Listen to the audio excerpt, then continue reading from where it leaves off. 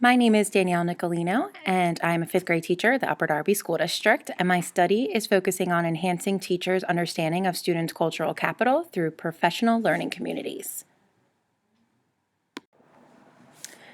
While conceptualizing my dissertation study, I realized as a public school teacher in an urban school district, I often encounter teachers as well as myself having issues with the scripted curriculums and its effect on student achievement because it lacks the acknowledgement of students' knowledge, traditions, and cultural capital that they bring to school with them every day.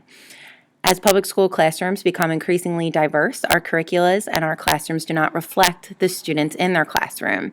And in order for our minority students to be successful, we must try to acknowledge their funds of knowledge that they bring to the classroom. Through this study, I hope to create a professional learning community experience designed to raise teachers' awareness of students' capabilities, knowledge of trends, and cultural capital.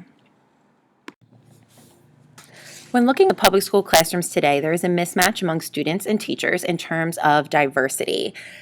And within the classrooms, we have a predominantly Eurocentric curriculum, which lacks the awareness of diversity in students' knowledge, traditions, and cultural capital. As teachers, we must begin to infuse students' funds of knowledge with their academic knowledge. And due to our extreme diverse population, the multiple resources or everyday funds of knowledge that children carry with them allow them to make sense of different experiences they encounter and influences, conclusions that they make based on their content knowledge.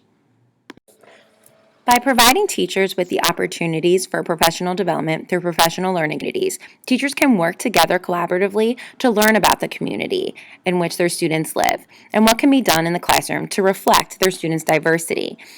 By enhancing teachers' understanding of students' cultural knowledge, teachers can begin to incorporate this knowledge in their classrooms and begin to see what these students have to bring to the school environment and how this knowledge can be used to help students become successful within the classroom. For my literature review, I'm currently reading through prior studies from 6 areas: effective professional learning communities, social capital, funds of knowledge, academic knowledge, third space theory, and cultural capital. As part of my dissertation research process, I would like to develop a professional learning community that would enhance teachers' understanding of students' funds of knowledge. The professional learning community would reflect effective staff development practices, such as assess and understand teacher needs, shared leadership, collaboration, collective inquiry, action orientation and experimentation, continuous learning, and results orientation. I am thinking of using a qualitative case study approach to understand how teachers' understanding of students' funds of knowledge have changed throughout the professional learning community experience. The qualitative data I hope to collect are observations, reflective journals from all the teachers who participate, and interviews. My qualitative sample will be 10 to 15 urban elementary school teachers participating in the professional learning community. All of the teachers who participate will participate in reflective journaling, which will take place after each session. Teachers also who volunteer to be interviewed by the researcher, I would like to talk to them to gather different perspectives based on the professional learning experience. For the qualitative information collection, I plan to audio record all professional learning community sessions for observation purposes. This way I can go back and observe what was discussed during that session. I plan to have all teachers use the reflective journaling method in order to help gather information about their thoughts on each session. I also plan to interview teachers who volunteer to share their voice, and I plan to audio record and transcribe these interviews, making sure I'm looking for common themes that occurred throughout the professional learning community session, the reflective journaling, and the interviews. I am thinking of following this procedure. First, the professional learning community will take place with the sample. Next, the participants will complete a reflective journal and return to the researcher after every session.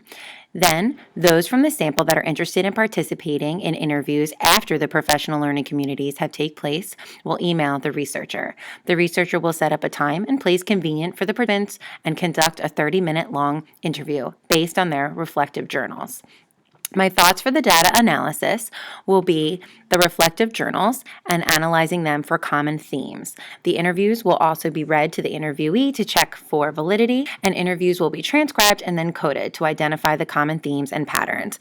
Then the interviews and the reflective journals will be compared to find common themes and patterns among both. I feel that this study has a potential contribution to the field of education in the effect as it focused on how to create effective professional learning community in an urban educational environment. The professional learning community created will incorporate best practices from the field of staff development. The example of the professional development that could help bring changes to teacher learning, growth, and practices.